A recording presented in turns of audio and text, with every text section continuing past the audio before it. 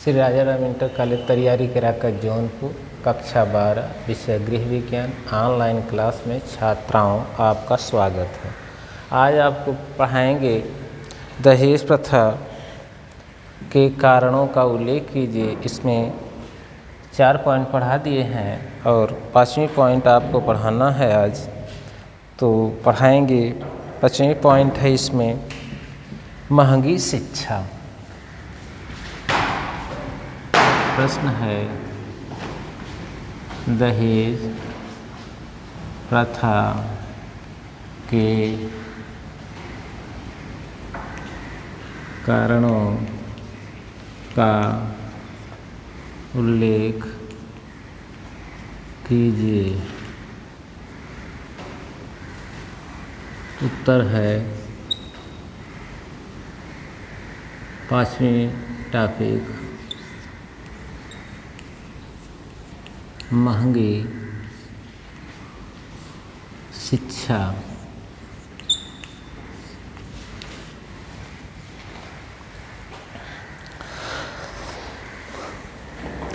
वर्तमान शिक्षा अत्यंत महंगी हो गई है। उच्च शिक्षा प्राप्त करने के लिए माता पिता को काफ़ी धन व्यय करना पड़ता है।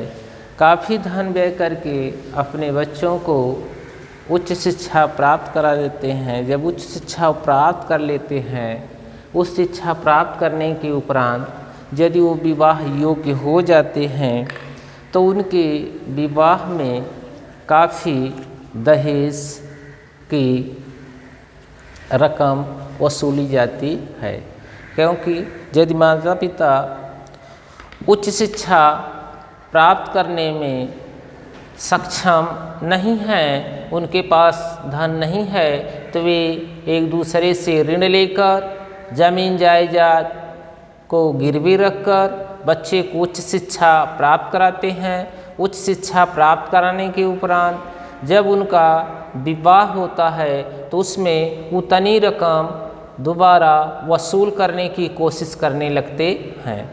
वह रकम वसूल करके जो उनकी क्षति हुई है उसकी क्षतिपूर्ति करना चाहते हैं। इस कारण समाज में दहेज प्रथा दिन प्रतिदिन बढ़ता जा रहा है। एक समस्या का निदान जब तक लोगों के दिल दिमाग में ये बात नहीं आएगी कि यह एक अपवाद है, क्योंकि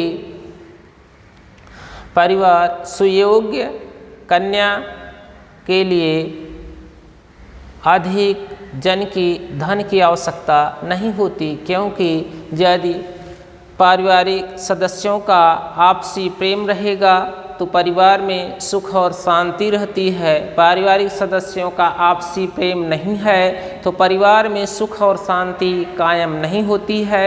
इस कारण यदि कन्या पक्ष के लोगों से मुँह फाड़ कर लोग दहेज वसूल कर लेते हैं, ऐसी स्थिति में उस कन्या द्वारा तरह तरह के उसके मन में क्लेश उत्पन्न होते हैं। जब उसके मन में क्लेश उत्पन्न होते हैं तो आए दिन वह रिश्ता देश लड़ाई झगड़े इत्यादि करने लगती है, जिससे परिवार का शांतिप्रिय वातावरण अशांति में बदल जाता है। इस कारण लोगों को यह चाहिए कि किसी को प्रताड़ित करके, किसी का शोषण करके उससे दहेज न वसूला जाए, जो समाज में एक कलंक साबित होता चला जा रहा है, जिससे समाज में एक अपवाद बनता चला जा रहा है, जिस कारण कन्याओं का विवाह योग्य वर से नहीं हो पा रहा है। दहेज के अभाव में कितनी कन्याएं कुंवारी तक रह जा रही हैं। इसके लिए सभी लोग समाज में शिक्षित होते चले जा रहे हैं, लेकिन इसके प्रति ध्यान आकृष्ट नहीं कर रहे हैं कि यह इस अंधविश्वास भरी भावना से क्यों हम प्रेरित हैं। धन हमको उतना ही आवश्यकता है जितने से हमारे परिवार का भरण पोषण हो जाए। किसी लालच में हम एक दूसरे से धन वसूल करने के चक्कर में न पड़ें, जिससे दहेज के पीछे जो हम दौड़ रहे हैं उसके पीछे हमको नहीं दौड़ना चाहिए। बच्चों को शिक्षित किया जाए, जागरूक किया जाए, उनको आत्मनिर्भर बनाया जाए, जो अपनी आवश्यकता की पूर्ति स्वयं अपने खून पसीने की कमाई से वो कर सकें, किसी के ऊपर आश्रित होकर किसी के सामने हाथ फैलाकर यह नहीं सोचना चाहिए कि यह मुझसे इनसे यह वस्तु को प्राप्त कर लें या दहेज में इस वस्तु को प्राप्त कर लें जो मेरी आवश्यकता की पूर्ति में काम आएगी। यह करना एक अपवाद है, जिससे परिवार में, समाज में इस तरह की भावना से प्रेरित होकर समाज के लोगों के लिए एक कलंक साबित होता चला जा रहा है, जिससे योग से योग कन्या का विवाह योग्य वर से नहीं हो पा रहा है दहेज के कारण। ये दहेज समाज में हमारे लिए अभिशाप होता जा रहा है। कितनी कन्याओं का विवाह नहीं हो पा रहा है, कितनी कन्याओं का जन्म होते माता पिता उनकी हत्या कर देते हैं, इस नाते वह समझकर के भावी विपत्ति हैं, आने वाले समय में इनके पीछे काफ़ी धन व्यय करना पड़ेगा, जो कि यह माना जाता है कि घर की ये लक्ष्मी होती हैं।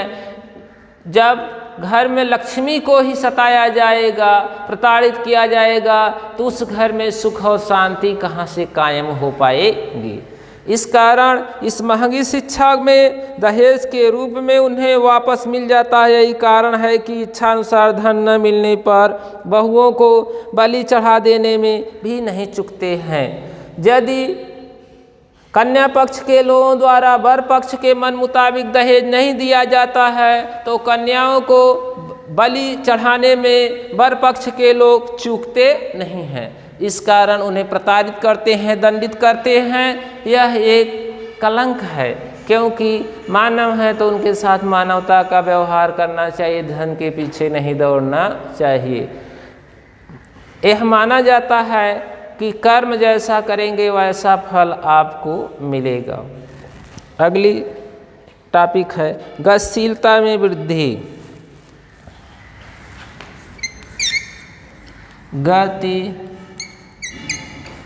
गतिशीलता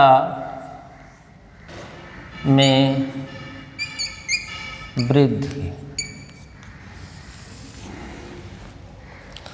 वर्तमान समय में यातायात एवं गतिशीलता के कारण दूर दूर जाकर लोगों ने दूर दूर जाकर जीव के उपार्जन के लिए दूर दूर जाकर फैल गए हैं। ऐसे में लोगों को योग वर ढूंढना बड़ा कठिन कार्य हो गया है, क्योंकि यातायात और जीव को उपार्जन के उद्देश्य से लोग दूर दूर जाकर बस गए। इसमें योग वर ढूंढना बड़ा कठिन कार्य हो गया है। अपनी ही जात या उपजात में अधिकाधिक दहेज ही उन्हें योग वर प्राप्त करने का साधन रह गया है, क्योंकि कितना दूर दराज तक लोग ढूंढेंगे। इस नाते अपनी ही जात उपजात में विवाह करना होता है। इस नाते कन्या पक्ष के लोग अधिक से अधिक धन का सहारा लेकर अधिक से अधिक दहेज देकर उनको योग्य वर प्राप्त कर लेते हैं। इस गतिशीलता के कारण भी दहेज प्रथा को बढ़ावा मिला है। यदि गतिशीलता के कारण यातायात के साधन इतने दूर दूर तक लोग न फैले होते तो वर के ढूंढने का जो दायरा होता, जो क्षेत्र होता, वह सीमित होता। जब सीमित होता तब ऐसे में क्या होता कि उनको आसानी से वर प्राप्त हो जाता। यही कहावत चरितार्थ होती है कि एक अनार 100 बीमार। जब वस्तु एक है, चाहने वाले अनेक हैं, तो उस वस्तु का भाव तो बढ़ेगा ही। अगली टॉपिक है विवाह की अनिवार्यता। विवाह की अनिवार्यता।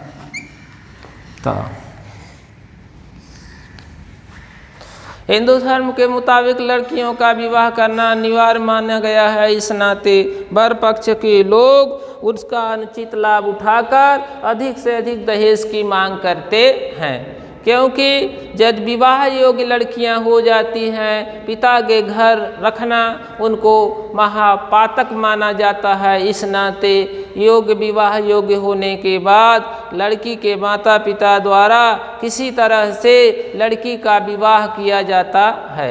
जब किसी तरह से लड़की का विवाह किया जाता है तो उसमें वर पक्ष के लोग अपनी फरमाइश करते हैं। जब उनकी फरमाइश के हिसाब से उनको मुँह मांगा दहेज मिल जाता है तो वो विवाह के लिए राजी हो जाते हैं।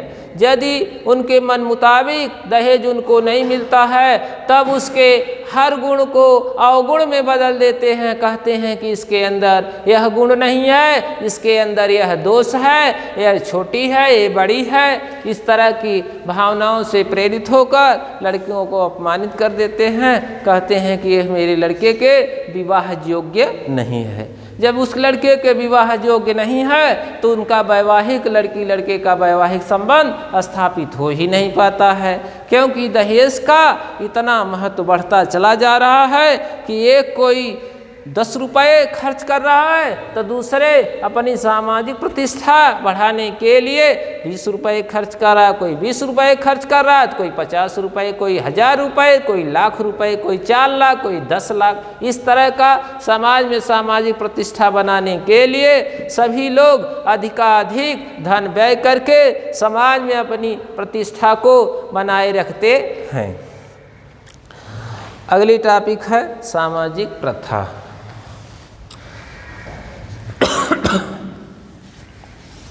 सामाजिक प्रथा।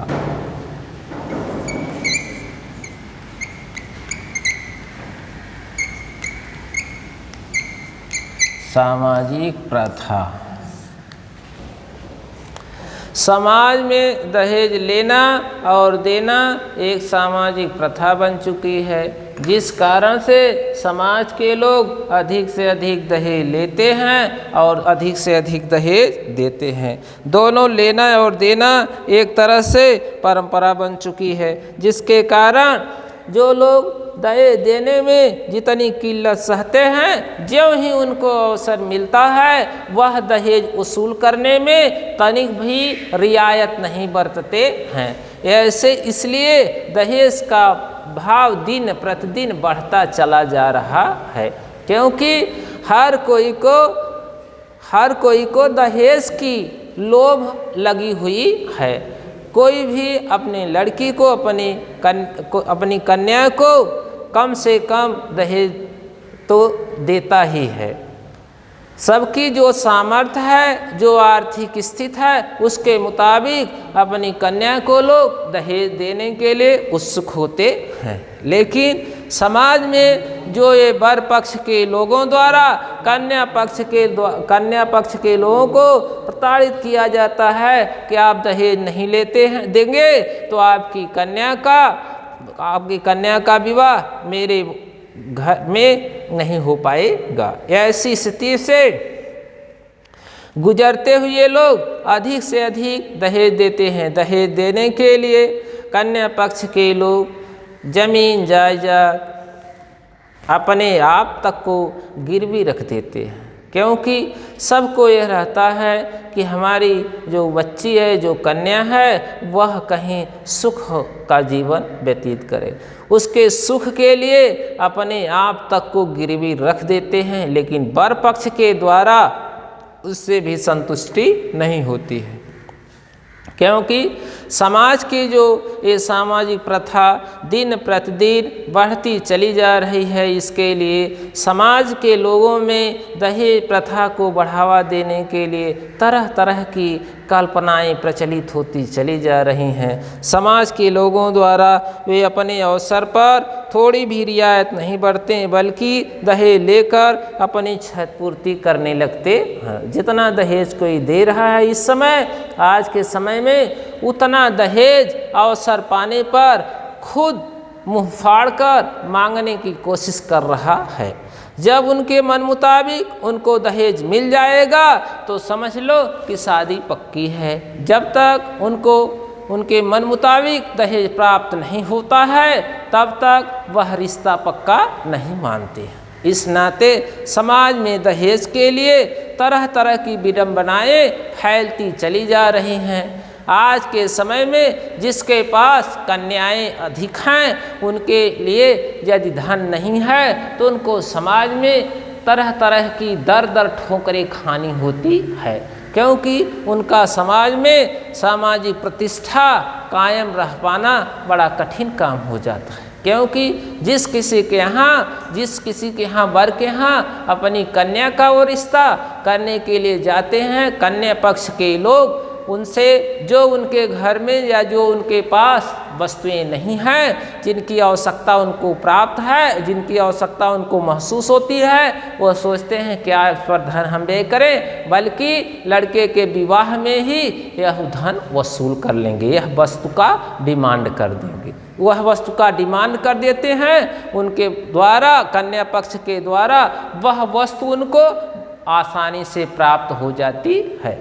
आज टीवी सीरियल देख कर जिन वस्तुओं का नाम और उपयोग के विषय में जानकारी नहीं है, टीवी सीरियल में देख कर उस वस्तु के उपयोग का सभी लोग जान जाते हैं, उसको खरीद नहीं पाते हैं तो दहेज में ही मांग लेते हैं।